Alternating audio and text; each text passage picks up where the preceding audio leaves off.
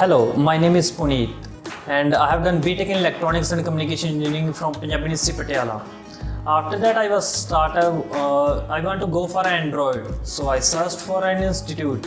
I found ThinkNEXT Technologies. My friend referred me and it was a great institute for me. I have a good experience with ThinkNEXT Technologies.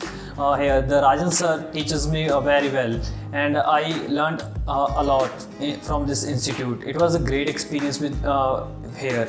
I was scared at the starting of my training, but the sir referred me and taught me core Java language. After that, I worked on an Android studio. So it was a great experience with me. Finally, I got a placement from ThinkNEXT Technologies in ThinkNEXT Technologies. So it's good. So I recommend ThinkNEXT Technologies for your future. If you want to go for a training, then I recommend ThinkNEXT Technologies.